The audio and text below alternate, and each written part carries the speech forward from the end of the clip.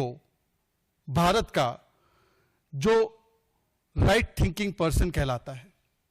सभी लोग सड़क पर हैं, सभी लोग आक्रोशित हैं और सभी लोग एक ही मांग कर रहे हैं कि न्याय होना चाहिए। Everyone in this country is outraged even today with what has happened at RG Medical Care Hospital, the brutal gang rape and the murder of the trainee doctor. And everyone from Kashmir to Kanyakumari is demanding only one thing, न्याय, justice.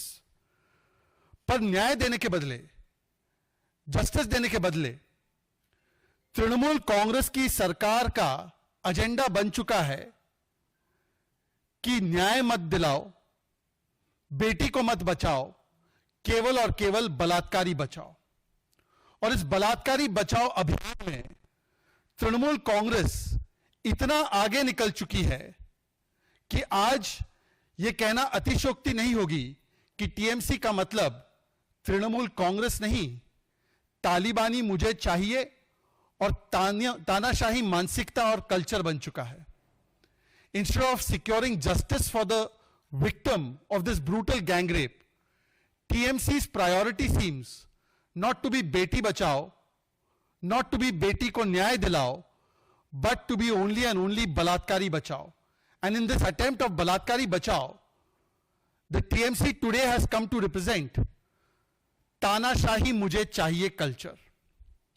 And therefore, instead of cracking down on the vandals who attacked the RG Kar Medical College on the intervening night of 14th and 15th, instead of taking action on the gang rapists of this young trainee doctor, what we find is that there has been a crackdown that has been launched by the Trinamool Congress government and police against those who are crusading for justice, against ordinary citizens of this country, on sections of the media and on doctors.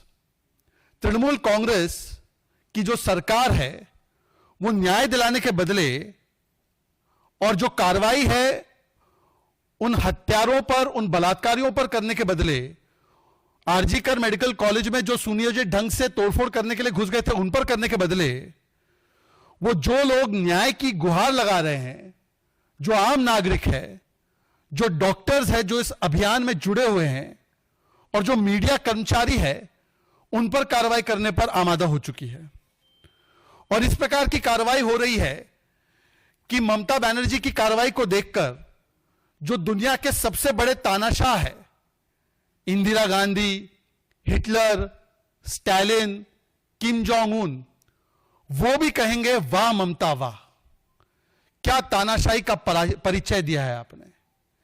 Even the most gravest of dictators in this world will look at Mamata Banerjee's actions and say that she has gone a step ahead of us. She has gone a step ahead of Kim Jong-un. और मैं इसलिए कह रहा हूं क्योंकि मेरे पास यह तालिबानी फतवा है पश्चिम बंगाल की सरकार का, जो मीडिया के माध्यम से ही मुझे प्राप्त हुआ है कि किस प्रकार से इस बेटी के लिए, न्याय के लिए आवाज उठाने वाले 43 डॉक्टर्स को पश्चिम बंगाल की सरकार ने ट्रांसफर करने का निर्देश दे दिया है और ट्रांसफर उनकी कई दूर दराज इलाकों में भी की गई है। This is the Talibani order of the West Bengal government that those doctors who have been raising their voice for the nyay for this beti have been issued transfer orders including two areas which are very remote, as if to punish them, to penalize them. और मैं केवल ये नहीं कह रहा हूं, media केवल ये नहीं कह रहा है, यूनाइटेड डॉक्टर्स फ्रंट एसोसिएशन ने भी ट्वीट करके कहा है, we strongly condemn Mamata Banerjee the unjust transfer of faculty members who supported our protest. These punitive measures will not silence our demands for justice and security. We stand united and resolute in our fight. यह तालिबानी तानाशाही मानसिकता परिचय number 1। एक और परिचय भी ममता बनर्जी की सरकार ने दिया है और वो आप में से कुछ लोगों को भी मिला होगा। पिछले 2 दिनों से जो भी बेटी के लिए न्याय की आवाज सोशल मीडिया पर उठा रहा है, कोलकाता पुलिस, उनकी प्राथमिकता देखिए, see the priority of Kolkata police. 5,000 7,000 लोग जो आरजीकर मेडिकल कॉलेज में घुस गए उनको नहीं रोकना है, बलात्कारियों को नहीं पकड़ना है, संजय राय जैसे लोगों को पुलिस वेलफेयर बोर्ड से नहीं हटाना है। कार्रवाई किस पे करनी है?